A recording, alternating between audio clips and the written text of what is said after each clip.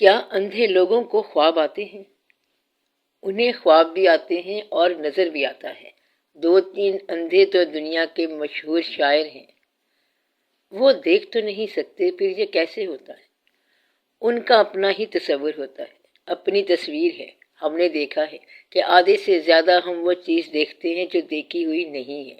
آپ اپنی دنیا میں دیکھ لو، نہ آپ نے فرشتہ دیکھا ہوا ہے لیکن دیکھتے رہتے ہو، نہ آپ نے اللہ دیکھا ہوا ہے لیکن دیکھتے رہتے ہو۔ دیکھی ہوئی دنیا تو آپ دوسرے دن چھوڑ دیتے ہو، اور آج تک آپ اندیکھی دنیا میں مصروف ہو، یعنی خیال، احساس، ماضی، مستقبل، گزرے ہوئے واقعات اور دوسرے علاقے بھی دیکھتے رہتے ہو۔ اللہ تعالیٰ نے اندھوں کو بتایا ہوا ہے، انہیں شعور دیا ہے۔ اندھے کا شعور بہت زیادہ ہے، اس پر بہت کچھ آشکار ہو جاتا ہے۔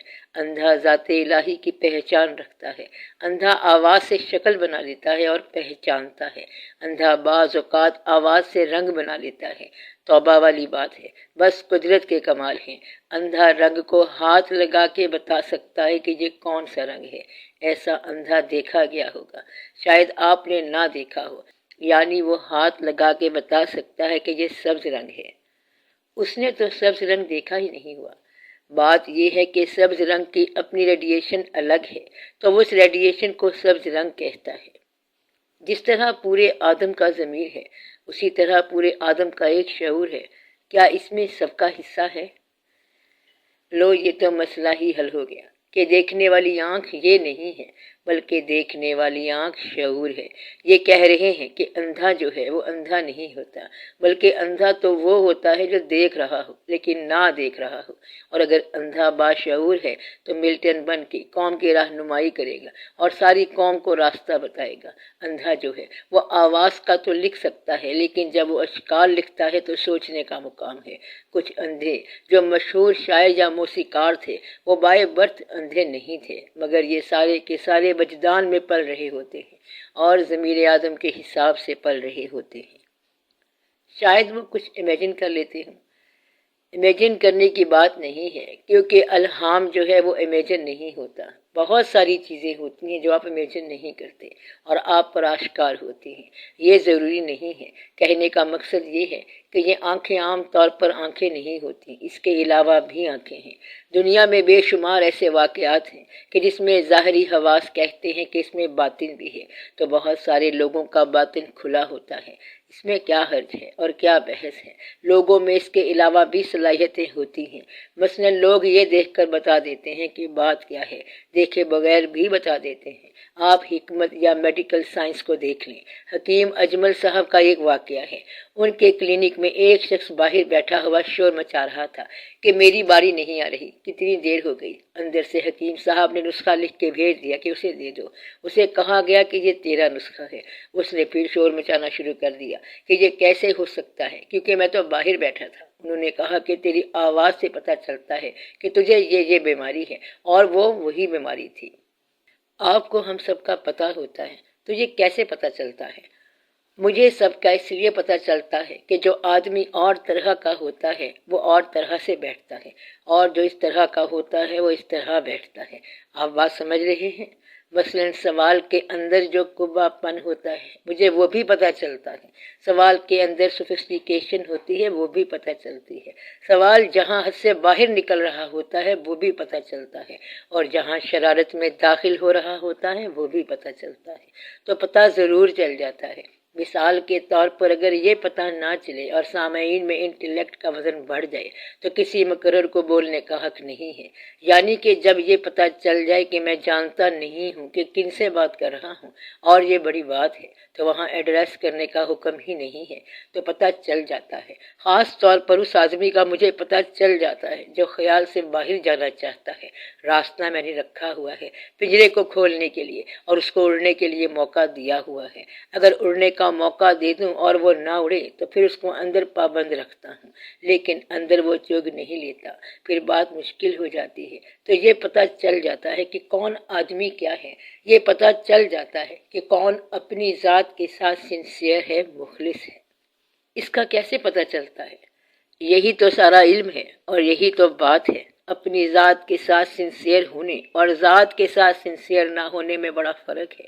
اپنی ذات کے ساتھ سنسیئر اس کو کہتے ہیں جو ان انسٹرومنٹس کے ساتھ وفادار ہو جن کے ساتھ اس کا واسطہ ہے، مثلا لین دین ہے، آپ کا لین دین ہے آپ کے بچے اور ان کی ممی، ایک گھر اور چھوٹی سی وابستگی۔ اگر ان کے ساتھ آپ سنسیئر نہیں ہیں تو پھر آپ اپنے ساتھ سنسیئر نہیں ہیں۔ جو اپنے گھر اور بچوں کے ساتھ سنسیئر نہ ہو اس کا کیا علاج ہے؟ اس کا علاج آپ نے کرنا ہے۔ جب کوئی انسنسیئر بندہ مل جائے تو سنسیئر آدمی کا کام یہ ہے کہ اس کے لیے دعا کرے، اس کے لیے ہاسپیٹیبل ہو جائے، ہاسپیٹیلٹی کو شو کرے۔ اگر کوئی کبوتر اڑ جائے تو اس کو پکڑنے کے لیے کس طرح جاتے ہیں؟ پیار کے ساتھ اور محبت کے ساتھ۔ اس کو ڈرانا نہیں ہے، الزام تلاشی نہ کرو اور آرام سے مانوس کر کے لے آؤ۔ جو چیز اس کو مائل کرے اس کے ذریعے لے آؤ۔ اس کے لیے تو بڑا صبر اور حوصلہ چاہیے۔ یہ ٹالرنس اور پیشنس کیسے ہو؟ اس کے لیے کچھ ٹالرنس اور پیشن تو چاہیے، لیکن اللہ کا فضل بھی چاہیے۔ یہ سوچو کہ وہ شخص کیوں دور ہو گیا؟ جب ہاتھ آئی نعمت موجود تھی تو قدر نہ کی گئی ہوگی۔ اگر اس کے جانے کے بعد اس کی یاد آئی ہے تو کیا آئی ہے؟ اگر اب یاد آ گئی ہے تو پھر دعا کرو۔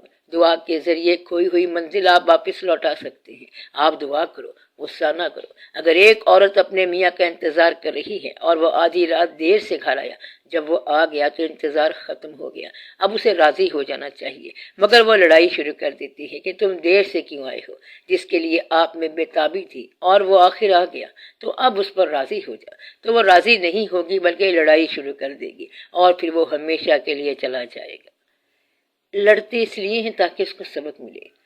اس کو ایسا سبق ملے گا کہ پھر وہ واپس ہی نہیں آئے گا۔ اتنی دیر بعد آیا ہے اور آگے سے یہ ہوا تو وہ گرمی کھا کے چلا جائے گا۔ اس لیے اس کا دھیان کرو اور اس کو راضی کرو۔ وہ اگر گھر میں آیا ہے تو اسے جہنم سمجھ کے بھاگ نہ جائے۔ لیکن اتنے دن اس نے جو تکلیف پہنچائی ہے اس کا کیا ہوگا؟ اس نے تکلیف تو پہنچائی ہے لیکن کسی اور مقام پر جا کر اسے راحت ملی ہے۔ راحت کیسے ملتی ہے؟ لوگ اپنے گھروں کو چھوڑ کر نقلی قسم کے ریسٹورانٹ میں چلے جاتے ہیں تو بیرا کہتا ہے جناب کیا کھائیں گے؟ وہ کہتا ہے کہ بسم اللہ لے آؤ۔ مقصد یہ کہ غیر کے ہاتھ سے کھانا کھا لیتے ہیں۔ تو کسی نے اس کو آسودہ کیا ہے، کسی نے اس کا استقبال کیا ہے تو وہ وہاں چلا گیا۔ آپ نے اس کے لیے ہمیشہ ابتلا پیدا کی ہے، غصہ کیا ہے اور ڈانٹا ہے۔ آپ اس سے بہتر سلوک کریں، آنے والے کا استقبال کریں۔ اب ایک دفعہ چابک ہٹاؤ، اسے کچھ نہ کہو، چھوڑ دو، معاف کر دو۔ عین ممکن ہے کہ بھولا ہوا گھر آ جائے۔ میرے لیے فضل کی دعا کیا کریں۔ فضل کی دعا ہے۔ میں ان سب سے بھی کہتا ہوں کہ دعا کریں۔ آپ سب لوگ دعا کریں، دعا ان کا حق ہے۔ آج میں آپ سے کہتا ہوں کہ ان کے لیے دعا کیوں نہیں کرتے؟ سب لوگ سب کے لیے دعا کیوں نہیں کرتے؟ پہلی دعا تو یہ کرو کہ ہر آدمی جو یہاں موجود ہے اس کا گھر اس کے لیے آسودہ رہے۔ یہ دعا دل سے کرو۔ اگر دعا منظور نہ ہوئی تو پھر آپ سے لڑائی ہے۔ دعا کرو کہ سب کے لیے آسانی ہو جائے، گھر آپ کے لیے آسودہ ہو جائے۔ جو بھی آپ کا ساتھی بن گیا ہے اب وہ ساتھ پورا ہونا چاہیے۔ والدین کے لیے دعا کرو اور ان کی اولاد ان کے لیے خوشیاں لائیں، ان کے والدین ان کے لیے دعا کریں۔ گھر کے حالات کے لیے دعا کیا کرو کہ آمدن کے ذرائع نیکی کے طور پر بڑھیں، ناجائز نہ ہوں بلکہ نیکی کے طور پر بڑھیں اور آپ کو سماج میں عزت ملے اور آنے والے دور میں مرتبہ بھی ملے۔ دعا کیا کرو کہ اللہ کی طرف سے کوئی آزمائش نہ آئے۔ سب لوگ سب کے لیے دعا کرو کہ آزمائش نہ آئے۔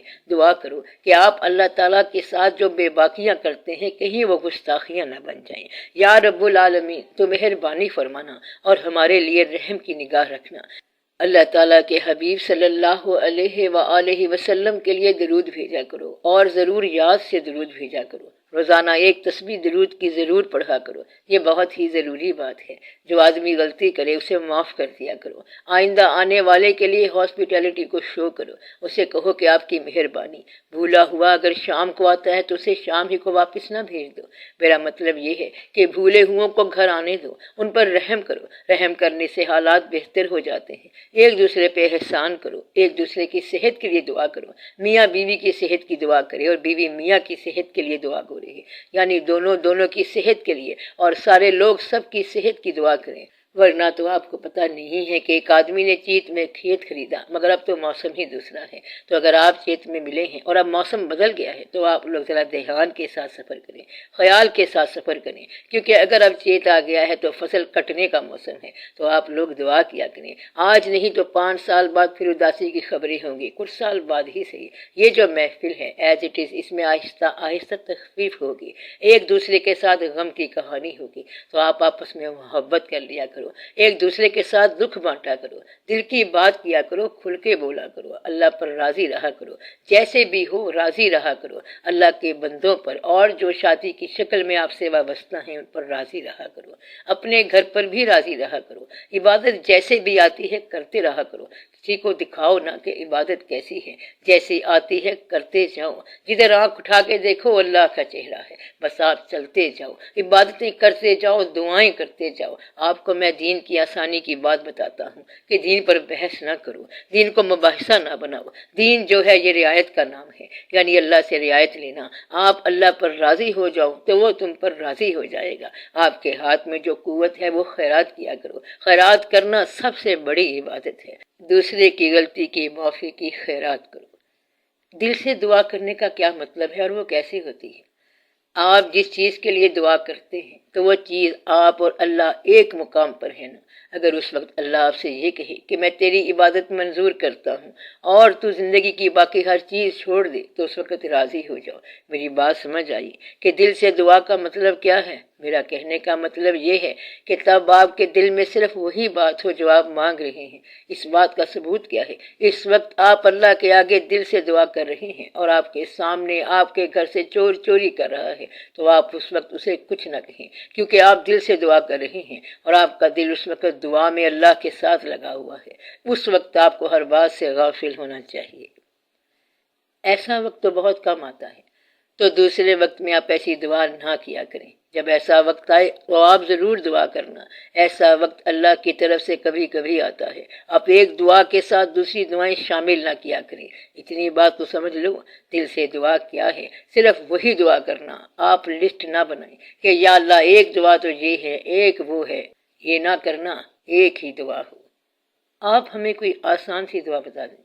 آسان دعا یہ ہے کہ یا اللہ مجھے اپنے آپ پہ راضی کر اور تو مجھ پر راضی ہو جا۔ یا اللہ میری زندگی کو میری پسند بنا تاکہ میں بھی اسے پسند کروں اور تو بھی اسے پسند کر۔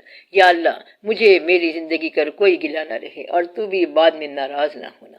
آپ لوگ راضی رہیں، اللہ کا منشا یہی ہے کہ آپ راضی رہیں۔ اللہ نے آپ کو انسان بنایا، اشرف المخلوقات بن کے آپ دکھا دو۔ یہ بحث کبھی نہ کرنا کہ is this the man the Lord God created؟ ہاں یہی آدمی ہے وہ، تو آپ اشرف بن کے دکھائیں۔ اس نے آپ کو انٹلیکٹ دیا ہے، آپ اچھے سلوک کر کے دکھائیں۔ اس نے دین دیا ہے، آپ عمل کر کے دکھائیں۔ آپ ابھی تک بحث سے ہی فارغ نہیں ہوئے اور وقت ختم ہو رہا ہے، میلہ ختم ہو رہا ہے، آپ کو پتہ ہی نہیں چل رہا کہ چیت کا فصل آ گیا ہے۔ تو آپ دھیان کرو، بحث کرتے کرتے نہ تم رہے اور نہ وقت وہ وقت رہا۔